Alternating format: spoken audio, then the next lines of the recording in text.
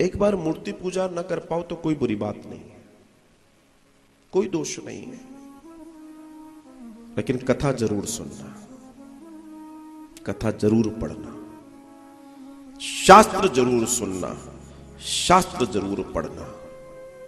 This is not necessary are you going to temple or not, कोई जरूरी नहीं है।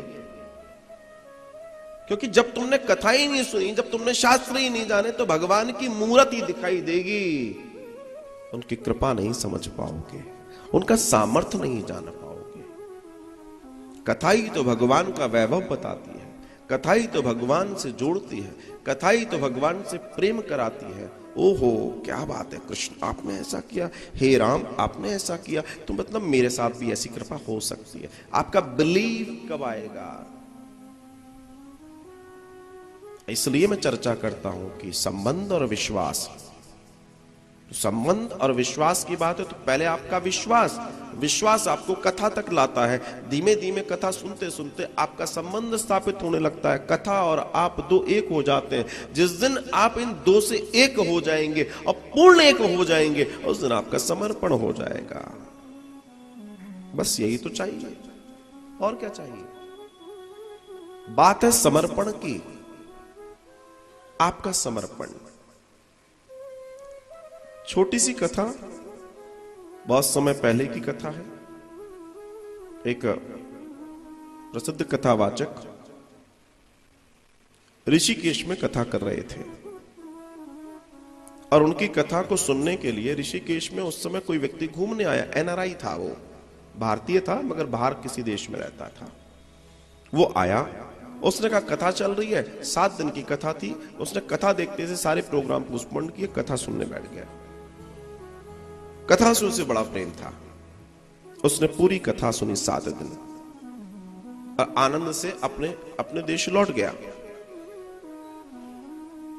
जिनकी कथा सुनी थी इतना रस आया कि अगले महीने उनकी कथा हरिद्वार में थी।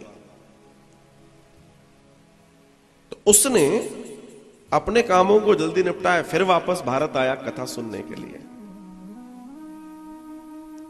निवेदन हुआ संत श्री से मिलने के लिए कि भाई ये बाहर से आए हैं, मिलना चाहते हैं।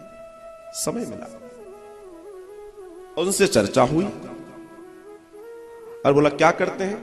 बोला 2 छोटे छोटे से बच्चे हैं, मेरी 2-3 फैक्ट्रीज हैं, ऐसे ऐसे हैं। तो और क्या है? बोला कथा सुनना बहुत, मुझे मैं भगवान का बहुत मतलब एक बार मंदिर न जाऊं, मतलब कथा से मुझे बहुत प्रेम है, और बस वहीं मुझे ठाकुर जी के रोज दर्शन होते हैं, सुनता रहता हूं, अभिभूत करता रहता हूं, अच्छा ऐसे क्या बात है।